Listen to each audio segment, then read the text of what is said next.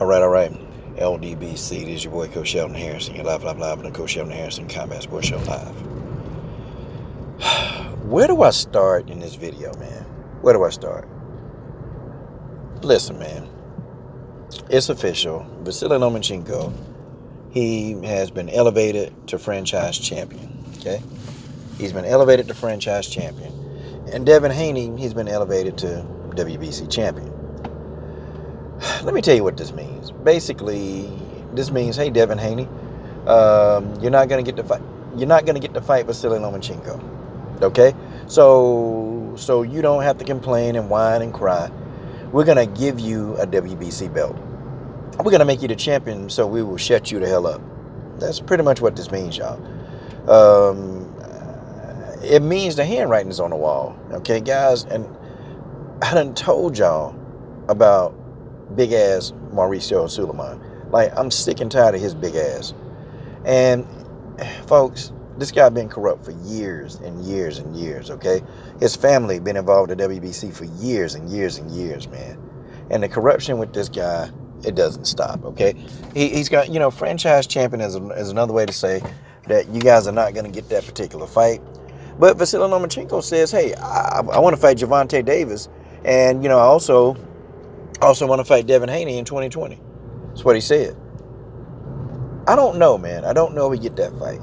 Okay, I don't know. But you know what? I'm not going to put it past Vasily Lomachenko. I think Vasily Lomachenko will take the fade. I think he will. But, we got Father Time, Bob Arum, who's still around.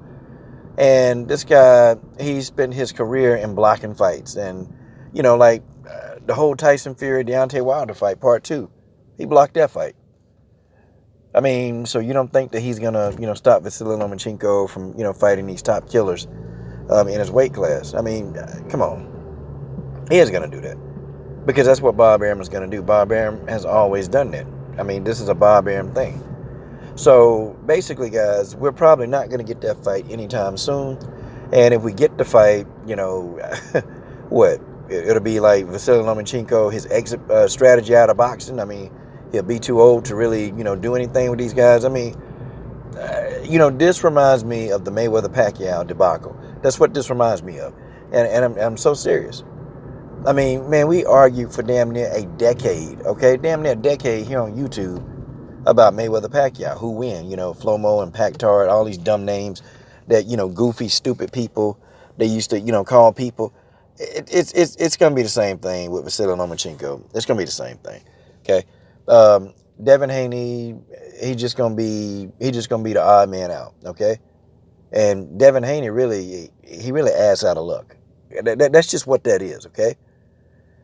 I done told y'all about Mauricio Suleiman. I tried to tell y'all about this guy. This guy, he's just one corrupt person that's in boxing, just another one that's taking advantage of the sport. He's taking advantage of the fighter.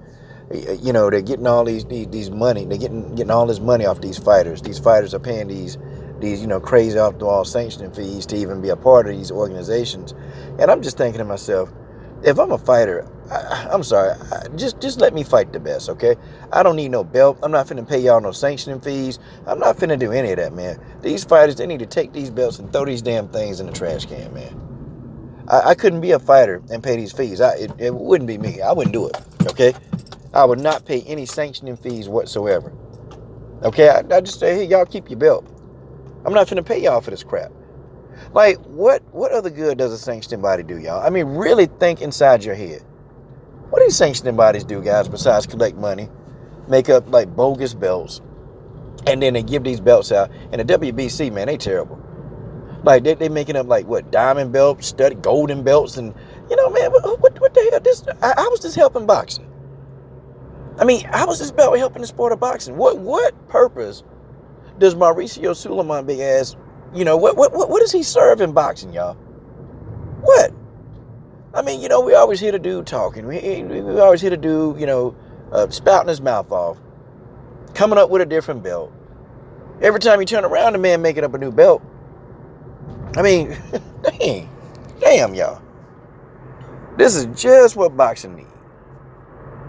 Vasily Lomachenko, I mean, hey, man, he gave that little speech, and, I'm gonna tell you how bad it was. When he gave the speech, I'm gonna tell you how bad it was. When people was clapping, you had people. There was a guy mocking a clap sound, like he was just like how people clap and they go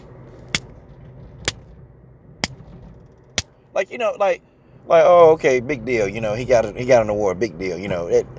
And everybody who was there, man, they knew you're a franchise champion for what? It's like the WBC, they try to appease fighters so fighters don't drop their organization. I feel like that's how the WBC, that's what they do. They try to appease these fighters, man. They do everything they can to appease the fighter. Like the old redhead muffin top. Like they made him this old, this lavish belt. Then redhead muffin top turned the belt down. He didn't even want that particular belt. Like crazy, man. And of course they're using these sanctioning fees to pay for all these belts, these expensive ass belts. Like, man, as if boxing didn't need anything else to make it look even worse. As if boxing didn't need anything else to make it look worse than it already do. Boxing is a joke right now, y'all. It just is, man. Boxing is a joke. And, it's a wonder why boxing fans, some of them are going over to MMA. Because we're getting the best to fight the best. We're getting the best fighting the best in MMA on a consistent basis. Like literally, do you know, when I go through the boxing community on YouTube, guys, it's the same recycled stuff. And fellas, it's no disrespect to anybody at their channel because people work hard. But I've gotten to a point now that I can look at videos and I can damn near tell you verbatim what the video gonna say. Guys, that's bad. When the same recycled stuff, happen in the boxing community. If I see an AJ video, I already know what the person gonna say. I know what they're gonna say.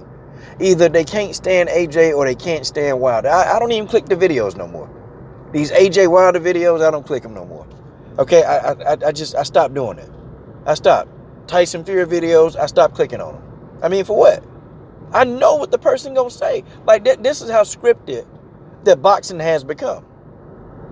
We know these fights ain't happening, and pretty much I looked at a couple of the brothers' videos on this situation, and you know what? After that, I stopped. I stopped at 3. I stopped because it's the same thing. And even people not in the LDBC that's speaking on this, some people, they're saying the exact same thing. But this is boxing. It's not even any organization that you're with or, LDBC or non-LD. Like, people in boxing have similar views when it comes to the best fighting the best. Folks, we're not getting it, y'all. I mean, we got to do all this nickel and diamond on these videos. And, we're sitting here talking about who's scared to fight who. Well, it's pretty evident that these fighters, they don't want to fight each other. It's evident, man. And I feel like we're trying to beat a dead horse. I feel like we're trying to beat these guys. We're trying to, guilt shame these guys into fighting each other. When these guys, they suckers anyway. All of them, man. All of these guys sucker. I think the only fighters who, there's only one fighter that I can probably still say that, hey, I got a little bit of respect for, that, you can count on him to try to make those fights. That's Deontay Wilder. And I can probably think on the other hand, Nonito Donaire. Okay? He fought tough fights. When people are saying he wouldn't fight Rigondeaux, he fought Rigondeaux. When people are saying he didn't want to fight Nicholas Walters, he fought Walters. I got a lot of respect for Nonito Donaire.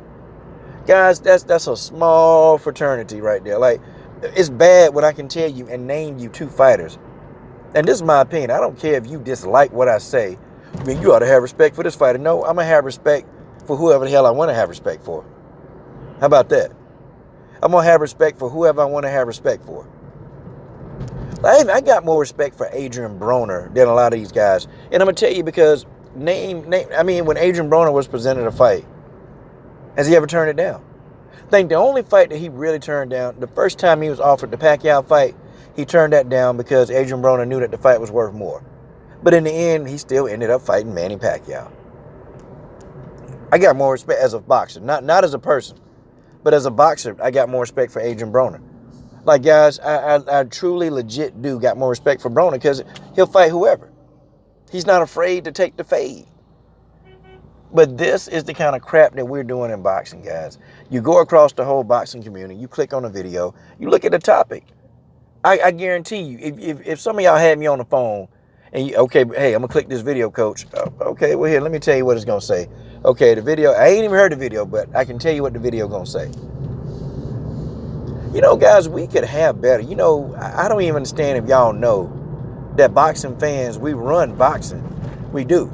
But I think people are so thirsty, you know? Like you know, man, like, it's just like that female you trying to hook up with. And she know you like her, okay?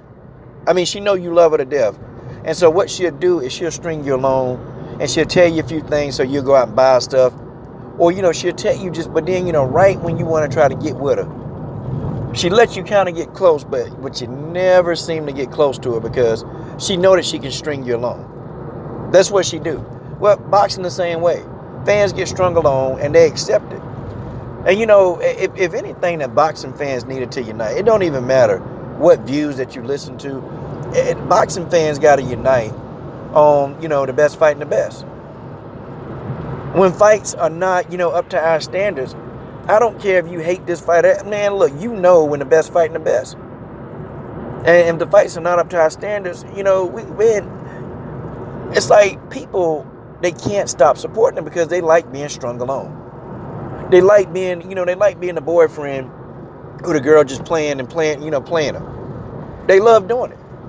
But boxing fans can't do that because people are impatient.